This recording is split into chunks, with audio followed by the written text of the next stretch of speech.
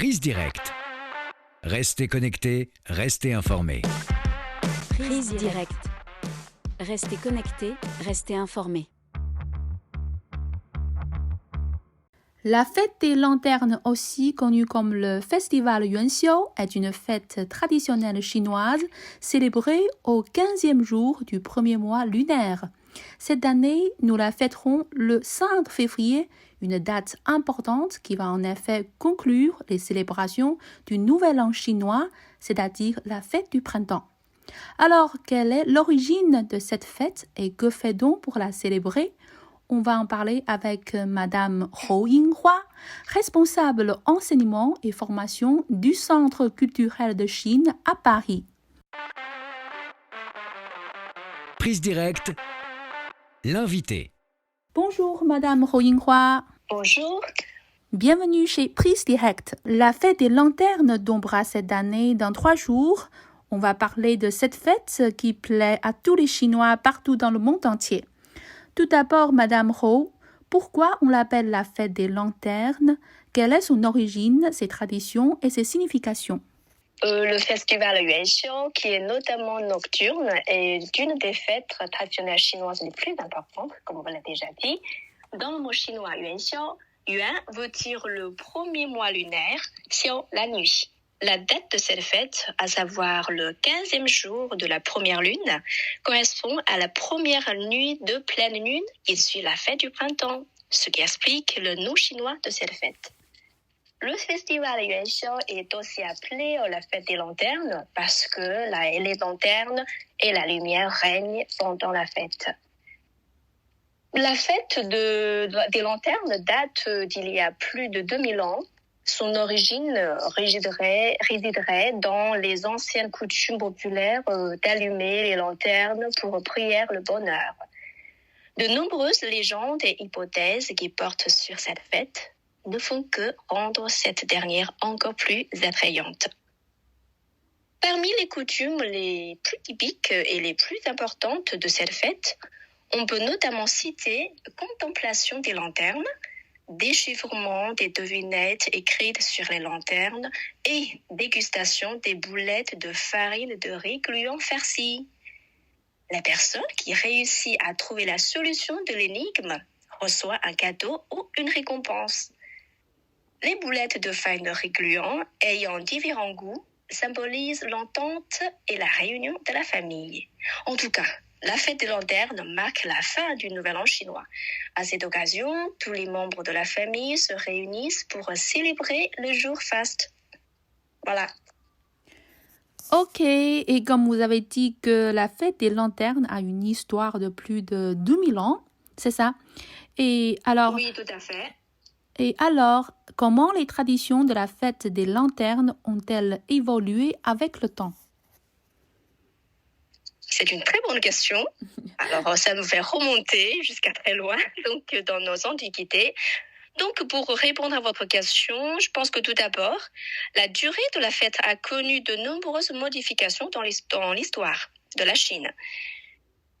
Déjà, sous la dynastie des Han, la fête ne durait qu'un jour.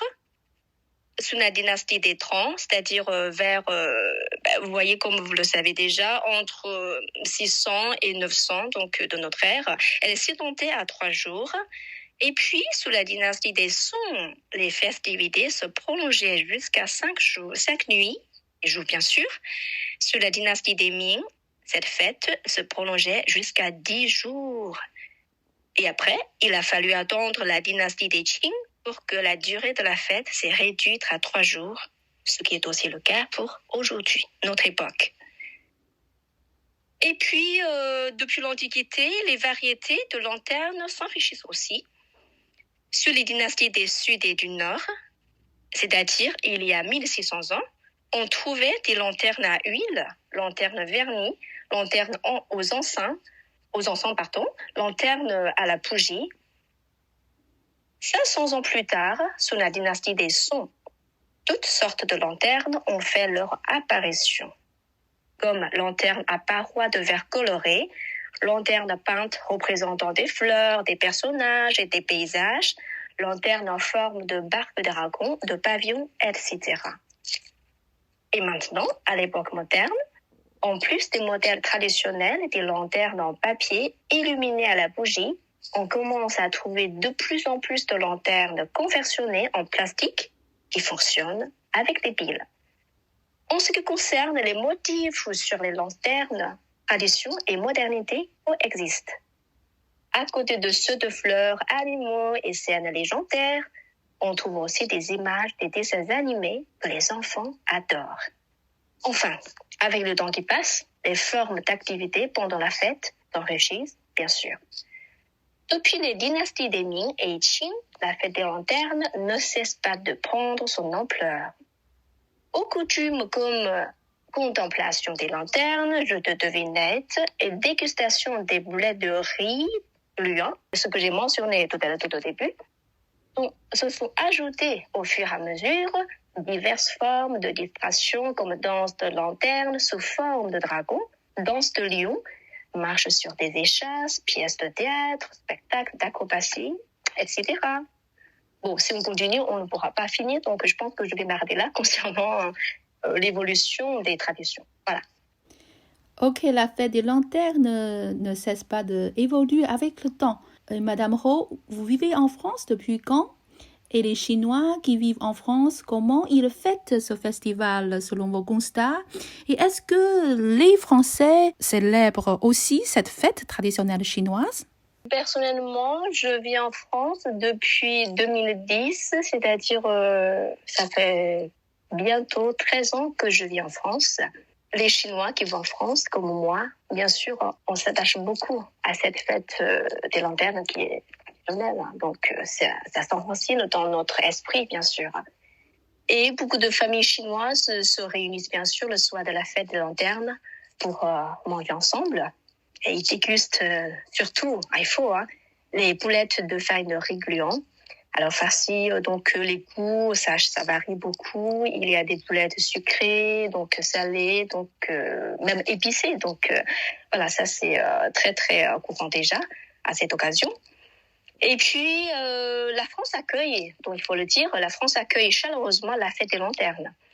À ma connaissance, la mairie du 13e arrondissement donc de Paris organise chaque année les manifestations culturelles pour célébrer la fête du printemps. Et depuis 2017, s'ajoutent les ateliers autour de la fête des lanternes. Donc les Chinois qui vivent en France tiennent beaucoup à cette manifestation, à ces festivités, et il y a toujours une forte participation de leur part. Et donc c'est aussi une très très bonne occasion pour les Français qui veulent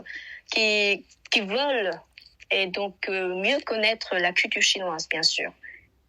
Et maintenant, je vais parler aussi un peu les régions en dehors de la région parisienne, c'est-à-dire les villes de province. Elles aussi, elles ont montré leur intérêt à la fête des lanternes. Oui, en effet, de 2016 à 2020, les 3 premières éditions de Festival des lanternes ont été accueillies par la ville de Gaillac. Donc la ville, je ne sais pas si vous la connaissez, déjà elle est très connue pour le vin aussi, pour son vin, et donc c'est dans le Tarn, dans le midi de la France. Dracons, pantins, insectes, sculptures et lumières, palais central temps ont fait découvrir les féeries chinoises aux Français, aux Chinois vivant en France. Et puis, ce sont après Gaillac, et puis ce sont les villes de Blagnac et Montauban qui s'illuminent à l'occasion des 4e et 5e éditions de Festival des Lanternes.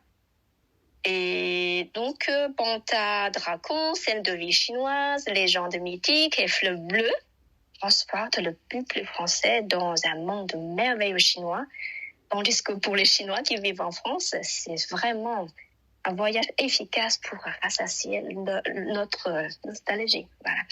Donc vraiment, l'ambiance se fait de plus en plus.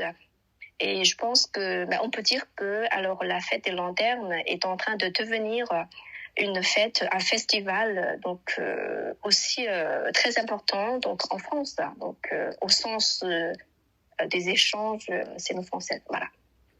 D'accord. Et la dernière question, est-ce que votre centre va organiser des activités pour fêter cette fête. Pourriez-vous nous en parler un peu? Oui, avec plaisir. Le Centre culturel de Chine à Paris, donc notre centre, organise chaque année de riches activités sur place et en ligne pour fêter le Nouvel An chinois, dont la fête des lanternes marque la fin. Donc, si vous voulez, c'est un peu compris en fait dans la série du Nouvel An chinois. Au mois de janvier qui vient de passer, on est le 2, voilà, nous avons organisé des ateliers de culture chinoise, une soirée du Nouvel An chinois et un concert de musique traditionnelle chinoise. Enfin, ça a été vraiment très bien apprécié par tous nos élèves et aussi tout le public français qui y sont venus. En outre, notre centre organise régulièrement les visites guidées. Nous racontons à nos visiteurs les contes traditionnels chinoises. En ce moment, ce sont les légendes de l'animal féroce Nian, des lanternes et des boulettes de farine de riz gluant qui sont au rendez-vous. Donc, bienvenue chez nous. Et puis, il y a aussi nos professeurs qui, à l'occasion de la fête des lanternes, organisent de petits ateliers de découpage de papier ayant pour motif lanterne rouge. Comme vous le savez, la couleur rouge, c'est très tropique. Donc, pendant le Nouvel An, donc pendant la fête des lanternes, c'est vraiment la couleur qui règne. Ok, merci Madame Ho d'être avec nous. Merci beaucoup. Merci beaucoup. Je profite aussi de cette occasion pour souhaiter à nos auditeurs et auditrices une très belle fête des lanternes. Merci. Merci. Ainsi prend fin cette édition de Prise Directe. Je vous remercie de l'avoir suivi et à la prochaine.